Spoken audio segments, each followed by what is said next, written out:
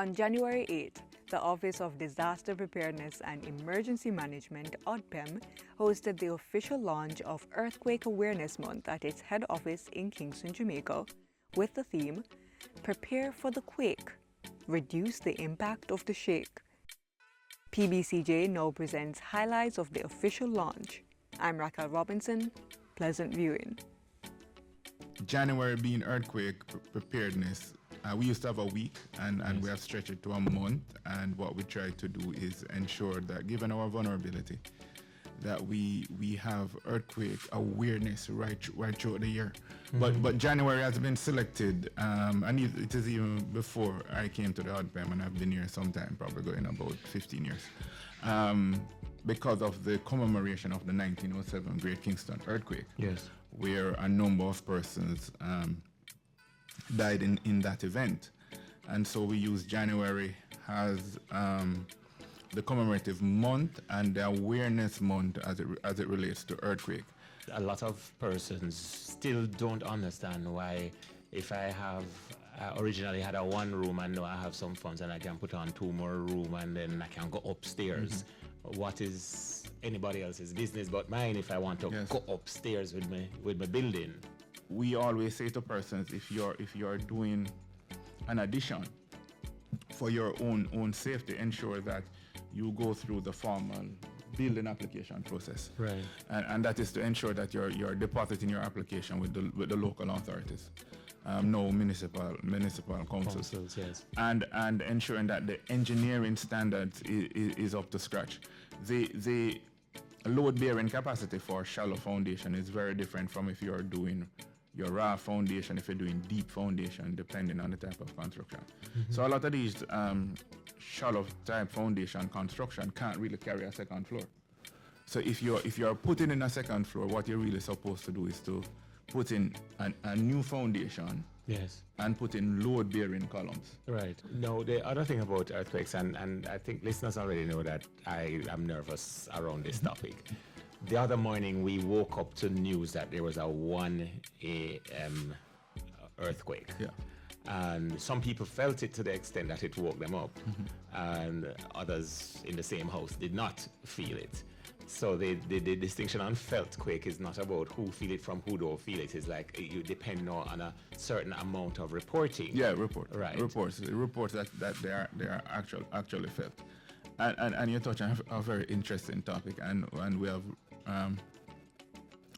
ran scenarios and over the years, and we have done presentation in terms of earthquake vulnerabilities and in terms of the scenario looking at time of occurrence. Yes, we would prefer if they happen in the mid-afternoon, sir. Time of occurrence, but it's very tricky. Is that time of occurrence during the day you have concentrated population. You might persons might not want it in the night because it gives problem for search and rescue if you're trying to do search and rescue in the dead of night and you have no light and those things. Yes. But for in your night you have a dispersed population. Also more likely that less you might have, hazard for you might have less impact. So you will have in the day you have concentrated population, kids in school, persons in office buildings. And we saw the traffic jam in Kingston on October 2023. And then persons on the road, and then you will see the kind of chaos that might ensue if persons do not apply what is necessary. So like for schools, you have a major event or a moderate type event. Schools should not be letting out schools. You do your checks, you stay in place.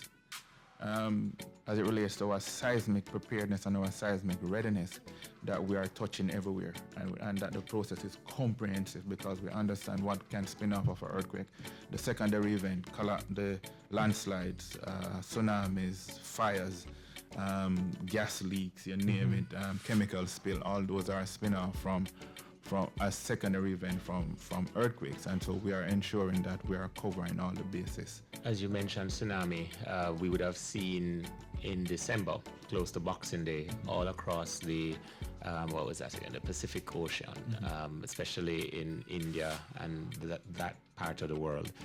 commemoration for the 2004 Boxing Day event. mega tsunami event. Yeah.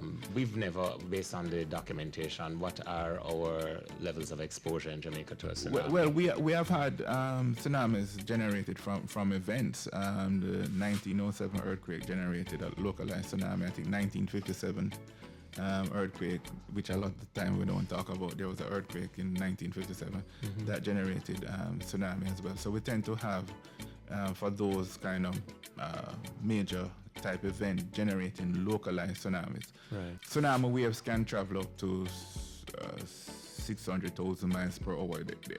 Those can literally crash and take down buildings and that kind of thing. It's devastating when you have earthquake that happens at sea, and there is great disruption of the sea floor that will generate that kind of wave moving at that great speed, and so in terms of the tsunami campaign, you can see a poster to the back there. The process that you speak about tsunami is just run. I was wondering if my glasses had failed me, because I see run, then I see run, and then I see run. So I think that is one time I can comply without any argument. So but the in terms of the extent of your tsunami program, though, is to ensure that you're saying to persons, if you're on the coast and you feel something major, you move, because your tsunami, which is you might have near tsunami, which it happened in your local space. You have one which is your distant tsunami, medium distant, far distant. It gives you a different timeline that the waves might meet your shore. Yes. But if it is localized, you really have seconds To move. The challenge is not the earthquakes that we record, it's the ones that we don't know that might happen. Right. Now, we know that historically Jamaica has had significant seismic activity. You have the 1692, 1957, 1907. We had recently in 2023, even in last year in August 2024, we had a magnitude 5.2 in the Wagwater section, Eastern Jamaica. And again, these sort of releases that we get more speak to those areas of those known faults. So there may be some unknown. Again, it's continuous research, and it's not just a Jamaica matter. It's an international collaboration with different institutions, different countries that actually look at earthquakes in general. Right. There was a few years ago a discussion, and I remember the phrase standing out from the conversation: we are due another major earthquake. Why are we due it? Right. So why can't we satisfy with the ones you just mentioned? 57, really, 07, 60, 92. We would really hope so, that this could have been, one and done. However, earthquakes follow similar trends to other hazards, right? Where we have return periods or the recurrence interval.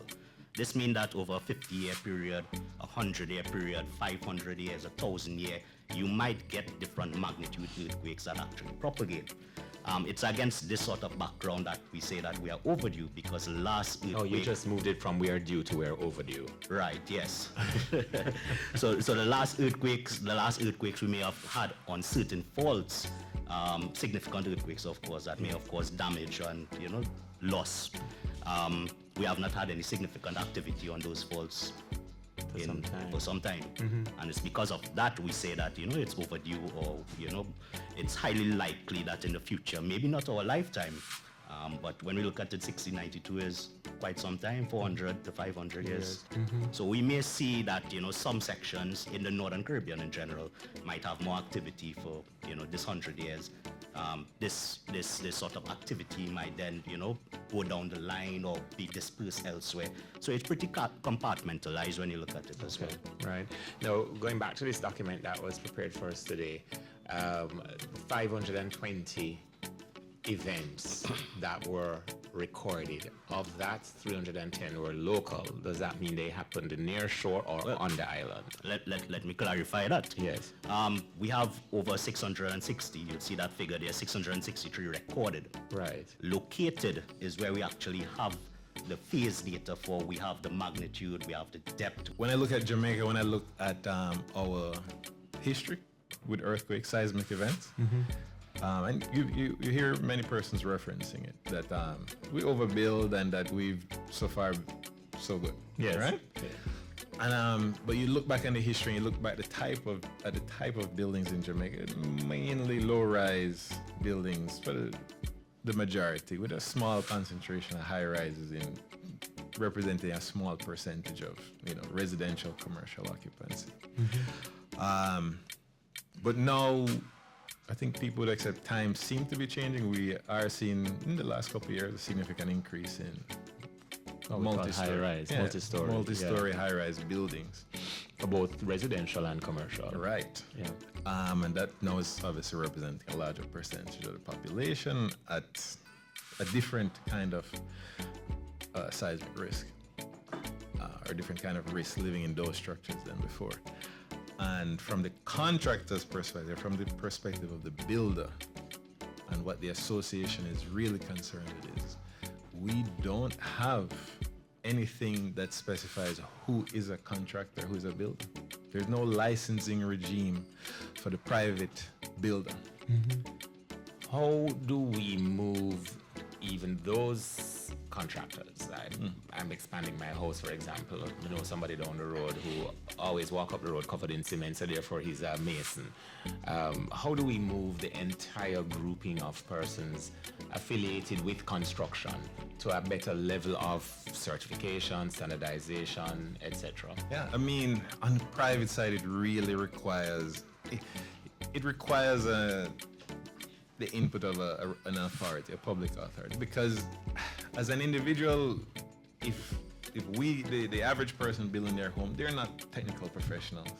Really, it's unfair to ask them to figure out who is technically proficient from who is not. You can try your best. You look for good references. You look for if they have certified personnel, for example, if they use Heart has a certification process, if the personnel are Heart trained for their tradesperson, or if it requires engineering, if they're using professional engineers. So that is an easy, low-hanging fruit. But I really do think it's unfair for the public authority to leave that to a private individual to figure out who can safely build their home. They're really going, as we evolve as a country, that is unfortunately something that the government would have to step in and do. Going back to the Incorporated Master Builders Association, and probably thinking out loud via radio, which is multiples of errors.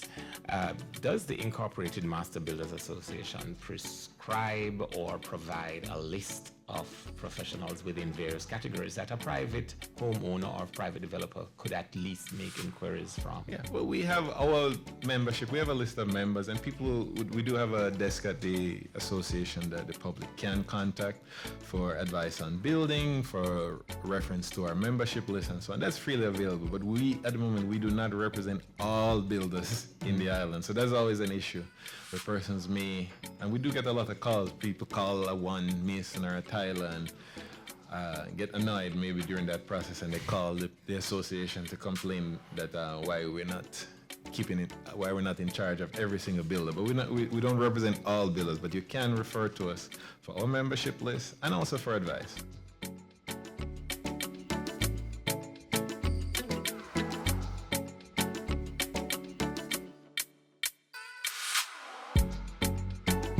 Starting with you, Deputy Commissioner Martin, the whole aspect of fire preparedness, and we heard earlier when we were talking with the Director General that the 1907 earthquake was made worse because of the fire that followed. So we now need to speak about fire preparedness in general and fire preparedness that may result after an event such as an earthquake. All right, yes, because one of the things that normally happens after an earthquake is fires. So the fire brigade plays a pivotal role, but as you would know, most of it is taken up front. So what we try to do is to be proactive.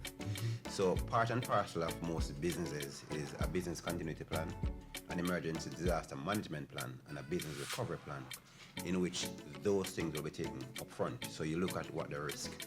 So part of what we tend to have business do is to basically conduct a risk assessment to see what the risks are, and based on those risks, they would put preventive measures in place to mitigate or to reduce the risk. Right. Because you can't always remove the risk, but what you can do is reduce the risk.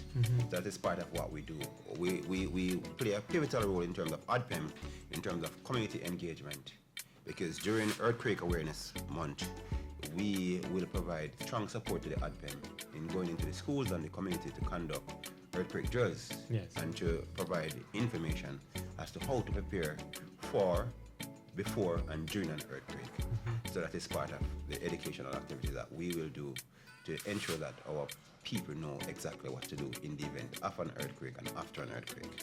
You mentioned about a business plan that will have continuity and recovery programmed into it. Right.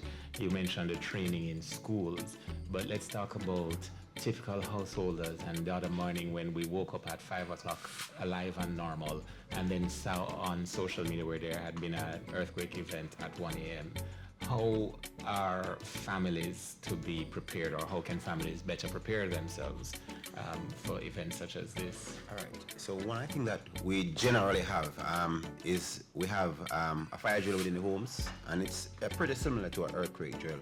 So what we tend to tell people to do is to have a plan. How do you get out of the house? What to do? So if you are in your home and you realize that you have a shaking, then what you need to do is to find a secure location, and that secure location is normally best the doorway or under like heavy tables or stuff like that under your bed if your bed is firm.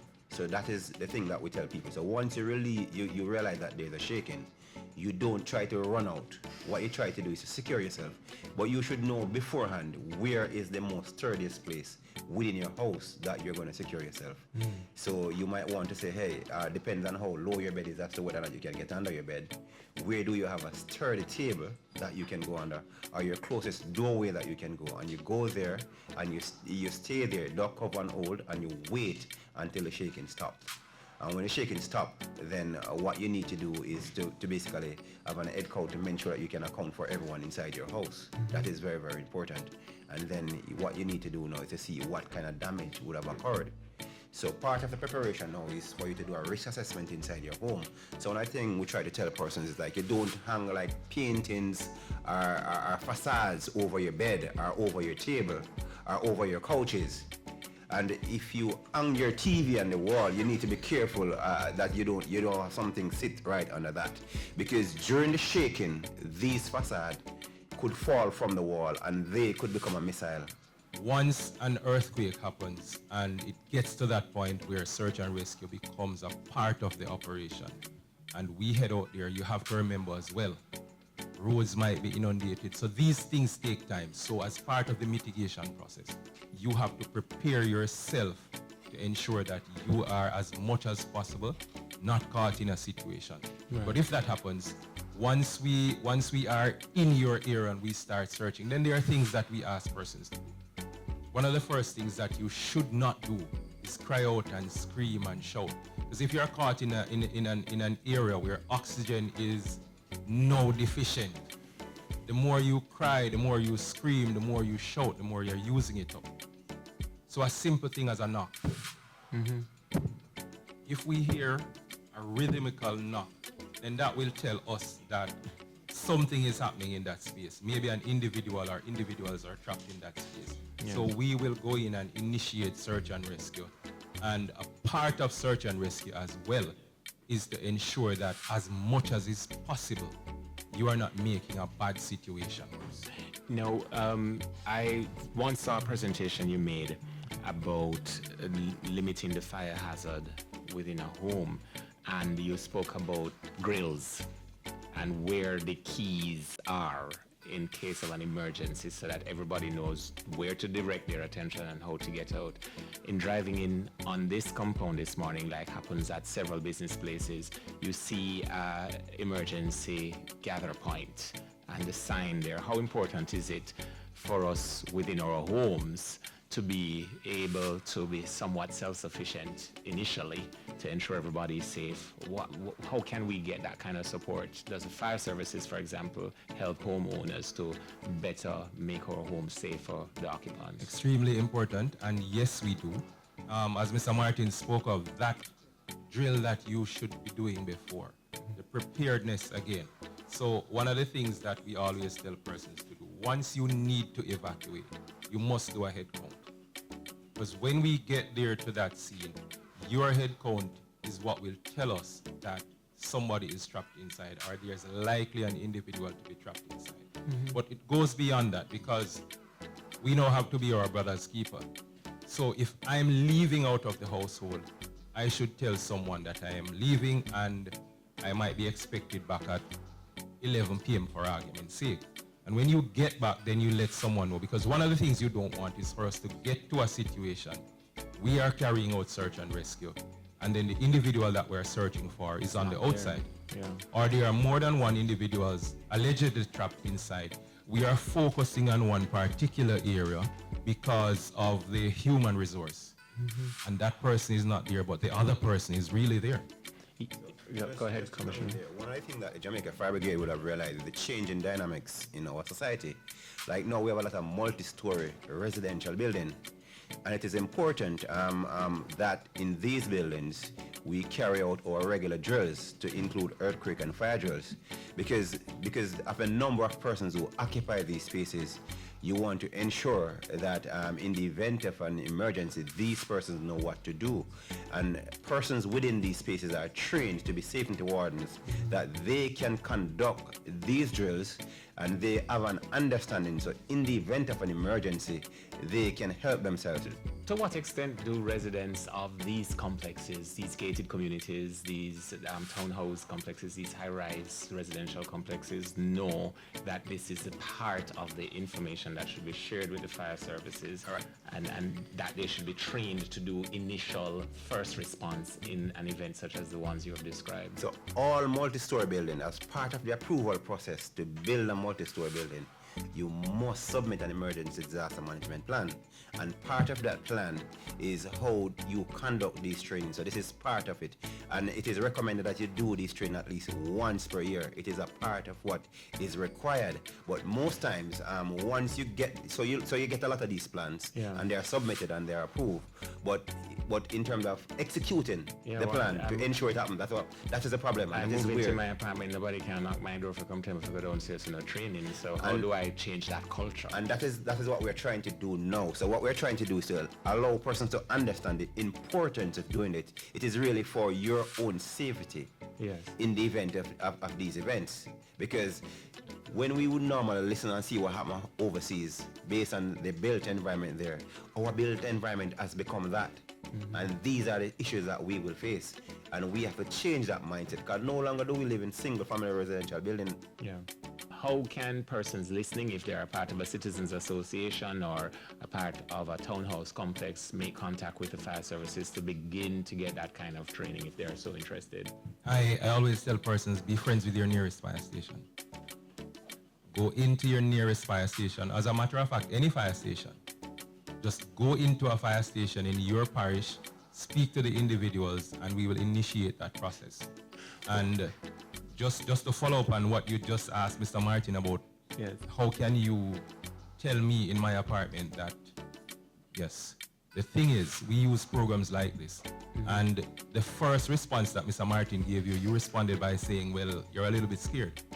I don't mind scaring persons into the reality of what can happen and what we can do to prevent the worst from happening. Thank you very much, Deputy Commissioner Martin, Superintendent Ebanks from the Jamaica Fire Brigade, for joining us in this special broadcast coming to you live from the offices of ODPEM. ODPEM Director General Richard Thompson explains that the island experiences almost 400 earthquakes annually, and awareness and preparedness is imperative to reduce casualties. For us in Jamaica, we average in general 200 earthquakes happening in Jamaica per annum. Right, this year numbers is 300 plus, about 310, 311, and within that number we have 19 earthquakes that have been felt, with the highest one recorded in 2024, 5.2. Everybody remember the 5.6 in October 2023. So because we are so active, very active seismic zone, we sit in a very active seismic zone, we have to ensure that we are constantly doing the work to prepare the population, because collapsed building is significant. When a building collapses, you have to do search and rescue, you have to do triaging, you have to do extensive medical process to ensure that you are saving lives. So because of the significance of earthquake, what we're trying to do is constantly get the message out to persons. And also, coupled with an earthquake, there are secondary events. Fire, landslides, tsunami, chemical spill, oil spill, ruptured pipelines. So because all of those secondary events happen, we have to ensure that we're constantly getting the message to everybody. Fires can sometimes be a direct consequence of earthquakes, and with the spontaneous nature of the natural disaster, Deputy Commissioner of the Jamaica Fire Brigade, JFB, Sean Martin, outlines measures the JFB has taken to ensure easy access and maintenance of the fire hydrants across the island. What we try to do is public education to try and increase the awareness of the public of the importance of fire hydrants. And if you would have realized in recent times we have improved in terms of the maintenance and repair of fire hydrants to ensure that we have reliable fire hydrant network across the island. So even right now the Jamaica Fire Brigade is embarking on a repair for hydrant maintenance program. So we're doing a lot of repair of hydrants. And we're also working closely with the NWCs to ensure that we continue to improve on the availability of hydrants across the island. President of Incorporated Master Builders Association, Richard Mullins, outlines the same challenges within his field when it comes to the construction of buildings. One of our greatest issues is that there's a lack of structure in the industry. There's no licensing or regulation regime that applies to private contractors. In fact, anybody can just walk off the street and call themselves a contractor. And so you see, this leads to a lot of issues where people have bad experiences with so-called contractors without the benefit of any mechanism to qualify the actors in the industry. As discussed in the interviews, a key component of earthquake casualties are the buildings themselves, something the Jamaica Fire Brigade Deputy Commissioner spotlights. One of the major issues we have with building construction is where people apply for a building permit and they don't build in accordance with the permit given. But the upside to that now, in order for you to get final approval, if you don't build to the permit, then you won't get that, because the building code that was passed in 2019, you need an occupancy certificate to get connection to light, water, or even to get a title to your property. So what you're finding is that now, if persons don't build according to the permit, they have to come back for regularization. But the major issue is people are applying for a permit and they build varied from the permit that they would have been given. ODPEM urges that citizens should continually take the measures to mitigate the impact of the natural disaster. Always be prepared and go over and over again your response to an earthquake. So drills, keep in mind, prepare things around the house, like, that things can fall off, off the wall. We need to prepare that. Ensure that you're always prepared in terms of even a suitcase with some emergency equipment, because when an earthquake occurs, it's going to be 10 to 20 seconds. Most people, because they're not prepared, by the time the 20 seconds is up, they're just realizing it's an earthquake. So we have to make sure that we're fully prepared at all times and constantly go through the drills.